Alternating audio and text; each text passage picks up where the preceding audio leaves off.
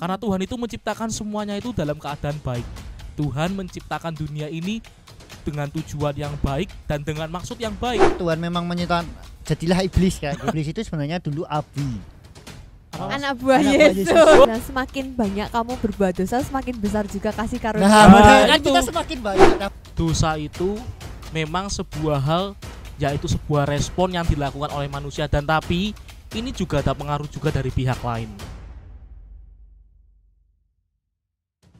Hai semua, welcome back to On Track Podcast. Dunia boleh nggak karuan, tapi kita harus tetap On On track. track. Kali ini episodenya udah lumayan ya, baru episode 3 sih baruan. Tapi episode kali ini akan berhubungan sama episode sebelumnya, episode 2. Kalian udah nonton belum? Kalau belum, pastikan tonton dulu di channelnya YouTube Hagios.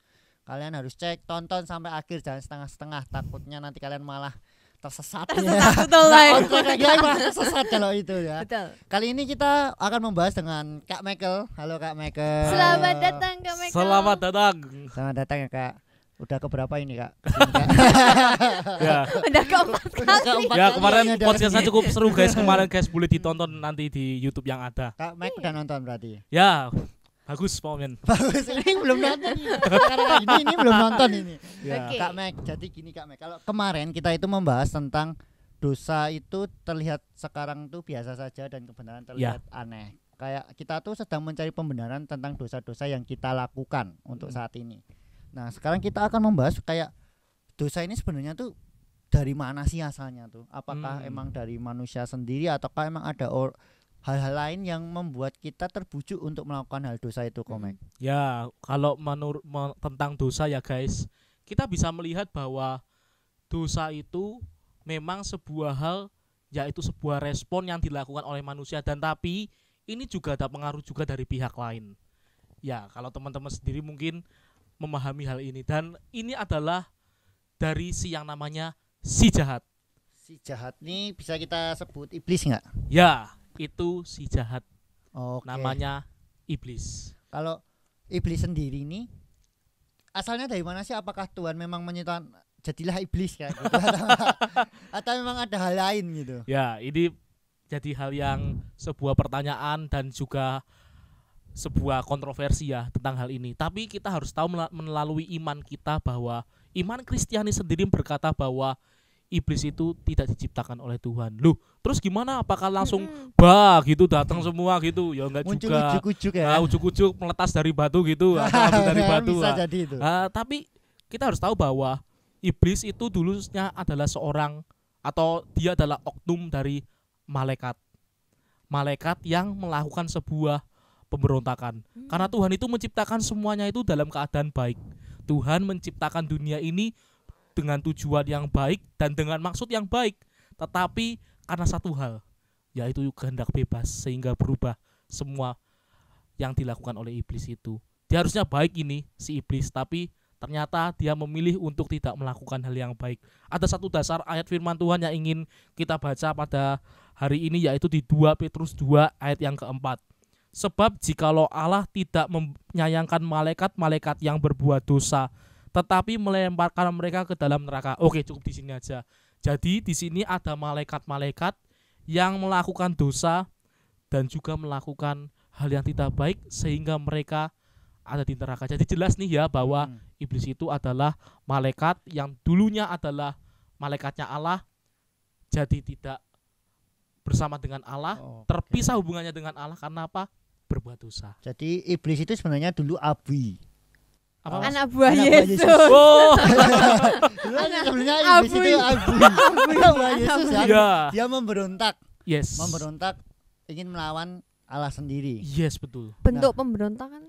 Ya, kalau dibilang pemberontakan ada di kitab Yesaya itu, yaitu dia ingin melakukan sebuah hal, yaitu kesombongan. Jadi dia ingin ada di posisi Allah nih, padahal dia itu ya oknum yang tidak maha tahu, dia juga terbatas, dan dia juga memiliki gak seperti Tuhan yang tidak, yang kalau Tuhan itu kan maha kuasa, maha mulia, maha tahu. Bedanya iblis tidak seperti itu. Berarti iblis itu tidak maha ya. Tidak maha iblis itu. Cuma banyak pengikutnya. Yes, banyak pengikutnya. Nah, untuk iblis sendiri itu dampaknya bagi kita ini apa sebenarnya? Kayak dampak kita ini apakah bisa iblis ini membuat kita ini melakukan dosa atau memang dosa itu dari kita sendiri? Itu jadi pertanyaan yang sering ditanyakan orang-orang, khususnya kita yang orang yang percaya. Dia bisa membuat kita itu tergoda untuk melakukan hal yang tidak baik dengan cara apa? Tipu daya. Oh, sepertinya ini benar. Begini benar. Wah, ini sepertinya bagus. Tapi di belakang di baliknya itu bukan hal yang benar. Itu yang dilakukan iblis. Ya karena kayak sekarang ini kamu mau ngomong apa tadi? Kayaknya kamu mau ngomong kayaknya enggak jadi, coba kamu mau ngomong apa? Enggak, berarti dosa itu karena ada pengaruh dari iblis, tapi bukan dari kitanya sendiri. Kan tadi kan bilang kan kalau misalnya iblis itu jatuh dalam dosa karena kehendaknya dia sendiri. Dia punya kehendak bebas untuk jatuh dalam dosa kan. Untuk mau menyamai seperti Tuhan itu tadi kayak gitu kan. Terus habis itu dia jatuh dalam dosa. Nah, sebenarnya dosa sendiri itu dari kehendaknya kita sebagai manusia atau karena ada pengaruh dari si iblis ini? Ya, itu bisa dua-duanya teman-teman. Bisa dari kehendak kita sendiri dan juga bisa ada pengaruh dari yang namanya iblis. Kayak seperti simpelnya lah, kalau kita mau nonton konser gitu, dapat tiket gratis. Kalau kita pengen nonton konser datang ya kita ikut aja masuk. Nah, kalau misalnya kita nggak mau ya udah. Kalau kita cuma dapetin tiketnya, dilihat-lihat aja, dilihat-lihat gitu, nggak bakal nonton konser. Jadi kalau kita memang mereka tuh menggoda kita supaya kita jatuh ke dalam cobaan, dalam hal yang tidak baik. Tapi kalau kita tetap nggak mau ikuti, kita bisa kuat. Kayak kalau ngomongin konser nih, kayak iblis itu kan sekarang membuat hal itu, dosa itu terlihat abu-abu. Kalau menurut sekarang dosa itu terlihat abu-abu. Kayak kalau dulu waktu aku kecil tuh kayak melihat semua hal tuh bisa hitam dan putih. Kita udah jelas ini hitam ini putih. Kalau semakin kesini itu banyak yang menganggap dosa itu terlihat abu-abu. Kita harus mencari sesuatu hal yang itu bisa melihat kita menjadi hitam atau putih untuk melihat hal itu. Kayak konser sendiri, ngomongin tentang konser tadi kan, apakah musik ini bisa menjadi alatnya si iblis untuk mempengaruhi kita? Kalau musik, ya aku boleh bilang semua musik itu bisa, semua musik itu adalah sebuah karya. Tetapi di balik karya itu iblis bisa bekerja di baliknya. Misalnya kalau lirik-liriknya itu mengandung nuansa-nuansa yang wah ini pengen seperti ini, betul. membuat kepala traveling, wah aku bersemangat, aku bergugah. Nah itu bisa terjadi. Tapi kalau dibilang semua musik itu berasal dari iblis, saya nggak setuju. Memang sih dulu katanya kalau pimpinannya iblis yang namanya Lucifer itu punya latar belakang musik. Tapi balik lagi, musik memang bisa untuk memuji Tuhan. Tapi kalau dibalik tujuan dari liriknya itu kurang bagus, ya pasti itu bisa digunakan iblis untuk memanipulasi dan juga menipu kita semua. Kalau ngomong-ngomong soal musik ini ya, kalau misalnya kita nggak tahu kalau misalnya liriknya itu tuh ternyata menyembah setan atau enggak mengarah ke hal-hal yang seperti itu yang enggak baik gitu kan. Nah kalau misalnya kita nggak tahu apakah itu kita juga disebut dosa. Kayak misalnya kita cuma ya udahlah dengerin aja gitu, kalau lagunya enak ya, apalagi kalau misalnya liriknya bahasa Inggris, bahasa Korea kan gitu kita susah ngatinnya, kita susah. Kayak males buat cari liriknya dan lain sebagainya gitu kan. Jadi kayak ya udahlah dengerin aja kayak gitu, tapi tanpa kita tahu kalau ternyata itu tuh liriknya mengarah ke hal-hal yang seperti itu, yang jahat kayak gitu loh, istilahnya nggak baik. Nah terus habis itu ketika udah tahu dari orang atau enggak kayak reviewer gitu kan, kalau sekarang kan gampang banget kan reviewer. Nah kalau misalnya ada reviewer terus bilang kayak, wih ini ternyata liriknya mengarah ke satanis nih kayak gitu tuh. Terus habis itu apakah kita berdosa atau ya udah karena kita nggak tahu jadi ngikutin gitu ya. Kita jadi ngikutin semacam gitu. Kita kejebak gitu loh kan. Kita nggak tahu hal-hal kayak gitu kan. Kita cuma menikmati berdasarkan musik yang kita suka gitu. Ya. Kalau dari apa yang saya pahami tentang hal itu, selagi kita udah tahu itu hal yang negatif, jauhilah hal itu. Ya itu yang paling bahaya sekali. Kalau misalnya hal itu negatif, kita tetap terus ikut yang pengen negatif terus. Ya kita seolah-olah ya akan melakukan dan tidak sadar melakukan hal yang negatif itu. Dan yang paling bahaya, ini yang paling mungkin terjadi, ya dia tahu hal yang negatif tapi terus-terusan dilakukan. Itu yang paling bahaya, melakukan pembenaran. Dan itu tidak on the track kalau mengenai hal itu. Jadi kalau sekarang kita menyikapinya gimana aja ya ini ya, lebih enaknya gitu ya. Kalau itu memang tahu itu nuansa-nuansa yang tidak baik, liriknya tidak baik, ya sudahlah, nggak usah diikutin lah. Tapi kalau kita nggak tahu, ya namanya orang nggak tahu kan, Mm-mm. pasti ada kesempatan di mana kita akan suatu hari tahu tentang hal yang nggak baik itu. Oke. Oke, kalau kayak itu kan kayak dampak-dampak yang dari iblis jatuh dalam dosa kan. Ya. Kayak aku tuh pingin tahunya kayak buat apa sih mereka ngejebak kita buat ikut dalam dosa? Loh iya dong. Ya, Ya. mereka pengen nambah member dong. Oke. Kayak tapi kan banyak orang yang mau gitu loh untuk Ah. ikut mereka loh, sampai bahkan ada yang kayak melakukan penyembahan kayak melakukan mengikuti hal-hal itu bisa Iya. dari berbagai macam hal, dari musik yang tadi kita habis omongin, kayak terus bisa dari lukisan kayak gitu kan juga bisa kan, kayak kita menggambar suatu hal yang orang lain nggak bisa mengetahui maknanya. Untuk orang seni sendiri akan mengatakan oh ini bagus nih, kayak teater sendiri kayak yang baru-baru ini yang banyak dibahas tentang Olimpik Iya, Paris. Olimpiade Paris itu ya. Iya, yang Last Supper Ya. yang seperti itu tuh kayak dinistakan kayak gitu. Untuk apa gitu? Iya. Ya memang tujuan mereka itu untuk cari member dan supaya orang tidak tahu yang namanya kebenaran.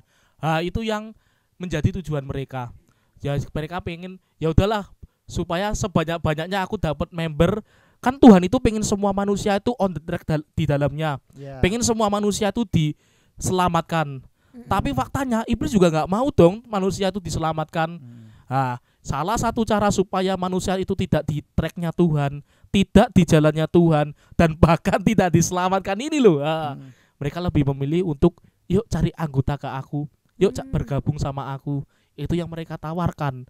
Oke. Ya, Tapi kayak Kalau- kita kan nggak tahu gitu loh. Maksudnya itu dari sisi seni sendiri kan, oh itu seni, masa kita harus menyalahkan hal itu? Iya. Kayak suatu festival sendiri kayak Halloween sendiri kan banyak orang menganggap Halloween ini adalah tentang pemujaan setan kayak gitu.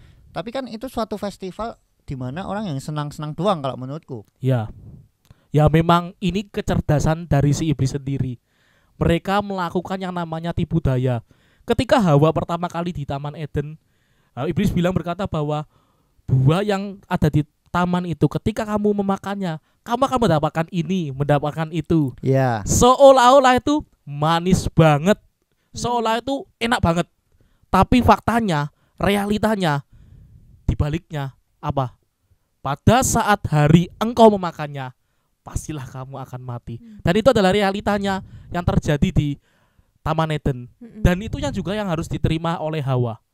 Bahwa ketika dia melakukan hal itu, kayaknya manis enak rasanya, tapi balik lagi, dibalik hal-hal yang baik atau dibalik hal-hal yang manis-manis ini loh yang agak bahaya. Dan juga mungkin itu sebuah pembenaran, sepertinya bagus deh, tapi dibaliknya ada hal yang tidak baik. Dan itu yang disembunyikan oleh iblis. Oke. Kalau aku nyambung yang tadi ngomongin soal The Last Supper itu ya. Apa namanya? Kenapa spesifik banget gitu loh si jahat ini tuh memojokkan atau Menyerang satu menyerang pribadi satu khusus pribadi. gitu Nah, loh. kalau Ya. di sini kan The Last Supper tuh wes jelas-jelas banget itu Tuhan Yesus gitu. Ya loh. kenapa nggak lain gitu ya? Hah, kenapa nggak yang lain Parodi-parodi atau hal yang lain parodi-parodi gitu hal loh. yang lain kayak gitu loh. Oke. Kenapa itu spesifik banget dan kita bisa lihat kayak kok menyerangnya ke arah Kristen, ke arah Tuhan Yesus Kristus terus ya kayak gitu. Khususnya Tuhan Yesus sih yang paling kelihatan banget Betul, itu. kayak pribadi itu aja yang Pribadi diserang. Itu Iya. yang paling kelihatan diserang. Oke, kalau bicara tentang hal itu, ya tadi sekali lagi kita mendapatkan sebuah pemahaman bahwa iblis itu tidak maha tahu, iblis itu tidak maha kuasa, tapi dia ada hal-hal yang dia tahu, karena dia dulunya adalah malaikat. Kita baca di dalam Yakobus 2 ayat 19 yang berkata bahwa engkau percaya bahwa hanya ada satu Allah saja, itu baik. Tetapi setan-setan pun juga percaya akan hal itu dan mereka pun apa? Gemetar. Mereka jadi takut sama Tuhan ya, ini konteksnya. Ya, kalau aku boleh berkata bahwa iblis itu tahu siapa yang ada di surga, siapa mantan bosnya, dia pasti tahu. Karena yang berkuasa di surga kan Tuhan.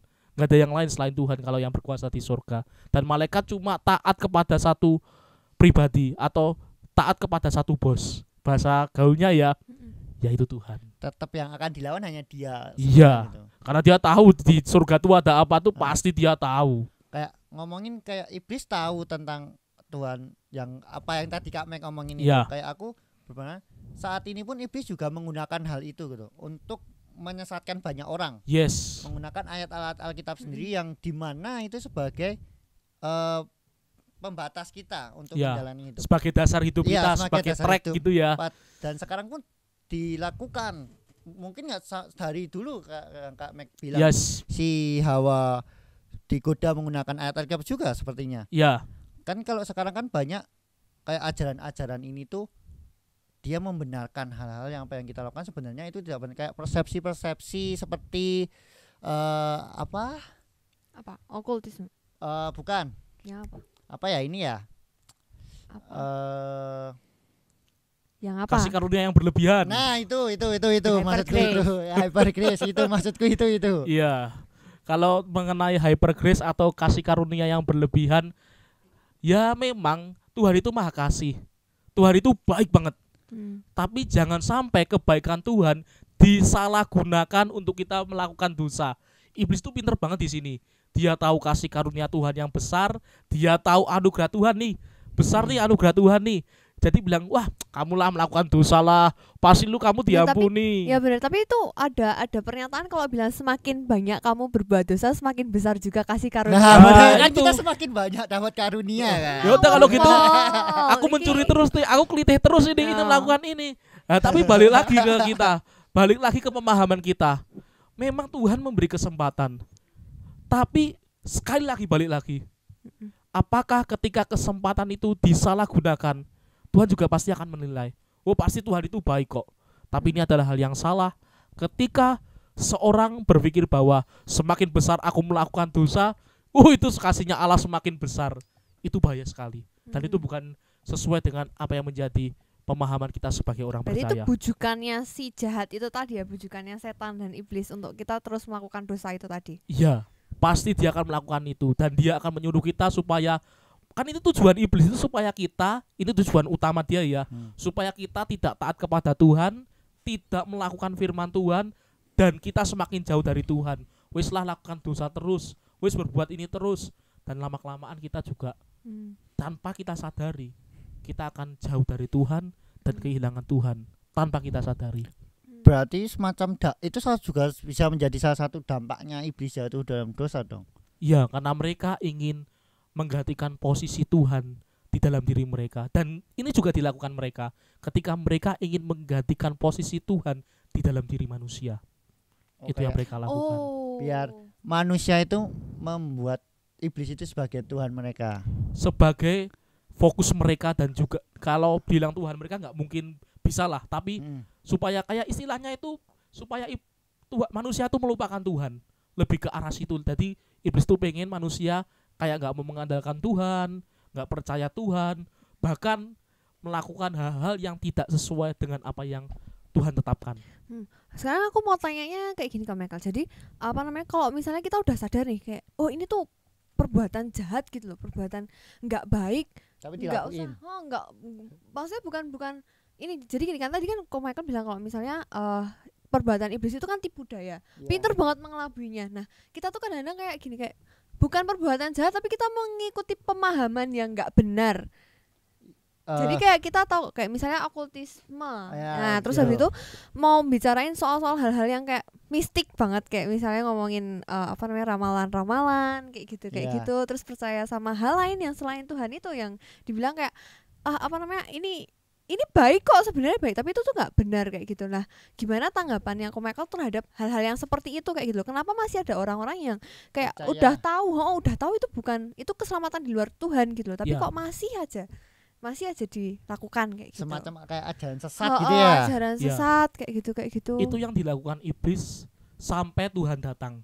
Dia terus-terusan mencari, istilahnya itu member, supaya ada orang yang mengikuti dia. Tapi kalau jadi pertanyaannya gini ya, kalau misalnya kita tahu orang-orang tersebut dan orang-orang tersebut seolah-olah akan jatuh di dosa hal yang tersebut atau melakukan hal yang tidak baik itu, ya kalau memang orang itu bisa ditolong supaya ia kembali kepada Kristus, tolonglah dia. Kalau kita nggak punya kemampuan untuk menolongnya, doakan mereka. Doa itu berkuasa. Benar sih, doa penguasa. Tapi Ya. Kak, kalau jadi membernya tuh Kak ada keuntungan nggak sih? Biasanya kalau jadi Emang mau. member, kan mereka kan mau ngiming-ngimingi, bisa mengiming-ngimingi. Ya, Kalau untuk jadi membernya seperti tadi loh, apa namanya? Kayaknya iblis itu Awalnya tuh manis. fantastis. Kamu pengen dapat hal yang misalnya gini lah, sederhana lah. Kamu pengen dapat uang. Ya. Investasi itu. Ngubah daun jadi uang. Ya, Itu kayak podcast yang utama kayaknya. Makanya kan. balik lagi ke itu. Jadi gini aja. Jadi memang iblis itu melakukan hal-hal yang fantastis, melakukan hal-hal yang manis, tetapi lihatlah di balik hal itu. Jika itu adalah hal yang tidak baik, pasti itu adalah dari iblis. Gak mungkin sih iblis masih hal yang baik ke orang-orang, karena apa? Pasti dia minta feedback, minta imbal balik. Oh, ada kayak balasannya untuk dia. Ya, pengen sukses, kaya, lakuin Ya. ini. Pasti ada hal yang dikorbankan, ada feedback yang harus dilakukan, dan itu yang dilakukan oleh iblis. Oke, kayak dampaknya pun kayak bisa membuat hubungan kita putus dengan Tuhan, atau kita yang menjauh, hanya kita yang menjauh. Ya, bisa kita menjauh, dan seketika kita menjauh secara otomatis ketika kita mengikuti yang namanya dosa, karena iblis selalu membuat kita untuk ada di dalam tracknya dosa, secara tidak langsung kita menjauh dari Tuhan. Oh. Itu yang mereka lakukan. Keren loh, pinter banget loh mereka. Iya sih, kayak Tapi mereka nggak maha kuasa dan maha tahu. kita dibuat untuk jauh dari Tuhan Ya. dengan berbagai macam tipu muslihat yang kita tuh nggak tahu sebenarnya, kayak Ya, dijebak. ya bisa saja kita nggak sadar tiba-tiba, oh kok begini, kok begitu. Ya. Tiba-tiba kita Tidak menyesal. sadar. Bisa jadi seperti itu juga. Oh. Secara tidak sadar. Dan yang paling bahaya ini memang ini udah level orang yang udah bebal itu, sadar tetap dilakuin, itu yang paling bahaya. Kalau kita nggak sadar, apakah kita berarti sudah terlepas dari keselamatan itu atau enggak? Kalau untuk mengenai kasih karunia, Iya. Tuhan masih memberikan kesempatan kepada kita, baik yang secara tidak sadar maupun secara sadar. Tapi dengan satu hal, yaitu dia mau kembali ke tracknya Tuhan. Kalau misal tetap terus-terusan, Ya. sorry to say, sorry ye, nggak bakal. Sorry ya. Seri ya. Ketahuan pilihan kita. Nggak. Ketahuan kan. Saya masih belum 17 tahun. Emang belum ya? Oke. Kok ketampak kaget. Kayak apa yang harus kita apa yang harus kita waspadai untuk kita tahu ini Perbuatan punya si jahat atau enggak gitu. Ya, filter pertama kita pengen tahu itu perbuatan yang jahat atau tidak. Yang pertama adalah Alkitab kita. Alkitab adalah sebagai standar. Alkitab adalah otoritas tertinggi, dan itu yang membuat kita tahu di mana kita benar dan di mana itu salah. Yang kedua adalah memang kita perlu yang namanya petunjuk dari Tuhan. Petunjuk dari Tuhan bisa dari mana? Bisa dari doa, bisa dari nasihat orang tua, bisa dari gereja atau nasihat dari hamba-hamba Tuhan yang ada. Oh, jadi kita kalau ingin mewaspadai itu ya tinggal balik back to Bible lagi ya. Back to Bible, dan carilah orang-orang yang bisa menolong kita atau menyertai kita. Tapi dalam hal yang positif ya. Ya kan aku harus jelas dong, cari orang yang kayak mana gitu loh. Ya carilah hamba-hamba Tuhan yang akan mengarahkan kita kepada kebenaran Dan itu dan bukan pembenaran. bisa membuat kita melawan godaannya itu ya. Iya. Tahu yang ketiga, satu lagi. Apa? Pilihan kita harus yang baik. Kalau kita tetap baca Alkitab terus, cari hamba Tuhan terus, tapi kita tidak memfollow up dengan baik, ya sama aja. Perilakunya Balik ke kita diri masih sendiri. memilih yang hal-hal yang jahat gitu loh maksudnya. Betul, Yes. kayak melakukan hal baik tapi yang enggak ada, cuma sebagai bubuan ya. Ya, harus. Sebagai bubuan kan. Kita melakukan hal yang jahat terus kita melakukan hal yang baik kan, Bu. Ketemunya di tengah kan. Ya nanti extra time setelah itu. Itu abu-abu bunda Abu tolong itu. itu. Ya kan bener, bisa dijadikan hal itu loh. Oke, tapi gak gitu juga Kayaknya ya. saya gak on track ini wong iki. Tapi Kan tetap bikin on track, cuma kita di sini tuh Gak biar ada. on track gitu. ya, namanya tentang kebenaran, namanya tentang apapun itu, tidak ada yang tengah-tengah, tidak ada yang namanya abu-abu. Kebenaran tetaplah kebenaran, kejahatan tetaplah kejahatan. Dan Tuhan tidak mau dirinya dipermainkan mengenai kebenaran dan kejahatan. Jadi Kak, ini jadi berarti Ya. kalau jadi semacam apa ya? Lebih ke kayak sarannya Komek nih, Ya. biar kita nih bisa tetap terus-terusan ke on track, karena kan terkadang kita oke hari ini bisa nih kita melawan itu, tapi besok kita bisa jatuh down, besok bisa bener lagi, besok enggak lagi. Ya. Bagaimana caranya? hal yang paling utama dan terutama adalah tetaplah ikut Tuhan. Dan kita tuh sebenarnya punya yang namanya benih ilahi. Peliharalah benih ilahi itu. Memang benih ilahi itu adalah sebuah hal yang mungkin kita tidak mengerti. Tapi ketika kita memeliharanya dengan cara kita beribadah, kita membaca Alkitab, dan kita juga melakukannya hal yang baik, pasti kita akan ada di jalan yang baik. Lakukan yang baik, pikirkan yang baik, dan kembalilah kepada Tuhan. Percayakanlah dirimu kepada Tuhan Yesus, maka semua akan mendapat hasil yang baik dan juga melakukan yang baik. Oh, kayak kita udah dibekali ya sebenarnya. Kita sudah dibekali. Tinggal kita bagaimana cara kita untuk mengelola hal itu, Iya. untuk sehingga dia dapat berbuah dan berkembang dalam kita. Oke. Oke Kak. Kesimpulannya kalau Kak Mike sendiri, apakah ada pesan nggak? Karena kita udah di ujung nih teman-teman. Kita Ya. udah di ujung dari cerita kita hari ini yang akan kita lanjutkan besok-besok. Besok-besok nggak tahu kawan, besok yang penting. Ya, Gimana Kak Mike? Apakah ada pesan-pesan buat pendengar? Kesana boleh Kak? Kesana boleh. aku lebih suka ke arah sana. Ada apa Ada yang di liatin sini? tadi soalnya. Oke. Agak takut aku ya. Ada yang liatin ya. Ya, untuk hal ini mengenai tentang kebaikan atau kebenaran, saya boleh katakan bahwa Tuhan tidak pernah mau dipermainkan antara abu-abu. Kalau itu benar, lakukanlah. Kalau itu jahat, jangan lakukan. Yang terpenting adalah teruslah percaya kepada Tuhan, ikutilah jalannya, sebab Tuhan ingin kita semua ada di dalam tracknya Tuhan. Kalau sebentar Kak, terakhir aku Ya. terakhir nih. Jangan kita abu-abu. Ah, Kalau misalnya kita masih dalam hal taraf tengah sendiri Kak, gimana? Di abu-abu. Contohnya. Ya kita tahu yang benar, kita tahu yang salah. Terkadang kita ingin melakukan itu, kita ingin melakukan yang benar nih. Tapi Kak, kita tuh masih pengen melakukan hal ini nih yang jahat nih. Ya udah, kita lakukan yang ini dulu, baru nanti kita lakukan yang ini kan. Kayak bu-buan tadi itu kan. hubungan kita ya jadi- 50-50 Ya, ya 50-50. gitu ya. Ya memang sih secara kita pengennya tuh melakukan hal yang tidak baik. Karena kita memang lihat nih kayaknya fantastis nih, enak nih. Tapi balik lagi kita harus melihat buahnya, dan kita juga harus melihat apa yang Tuhan tetapkan dalam hidup kita. Bisa kita lihat dari Alkitab maupun kita melihat dari doa-doa kita. Kita berdoa kepada Tuhan.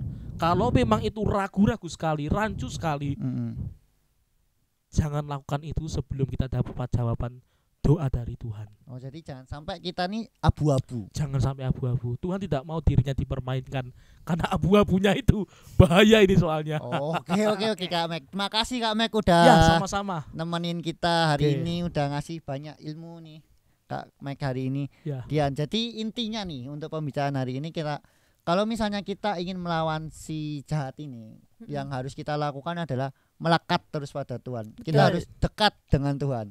Kayak Tema bulanan. Jadi Tema kayaknya bulan tema ini. bulanan aku. Jadi kayaknya tema bulanan. Jadi Kak, kita harus melekat terus pada Tuhan. Untuk Dian ada tambahan? Aku mau bilang kalau misalnya sebenarnya dosa itu tuh bukan hanya dari godaan si iblis, tapi juga karena kita punya kehendak itu. Nah, jadi kita harus punya pengendalian diri, balik lagi kita harus punya pengendalian diri untuk bisa terus memilih jalan yang benar, untuk terus tracknya pada Tuhan terus kayak gitu. Gitu sih Kak dari Wah. aku. Agak enjoy sekarang Dian ya. Biasanya diam aja. Begitu. Oke, sudah untuk hari ini begitu. Oke, Kita bisa ditutup Dian. betul, kita ketemu lagi di podcast selanjutnya. Jangan lupa kalau misalnya ada pertanyaan-pertanyaan bisa langsung tulis di kolom komentar di YouTube channel Hagios Family, atau bisa langsung kirim DM di Instagram Hagios Family. Oke? Sampai ketemu di podcast selanjutnya. See you. God bless you.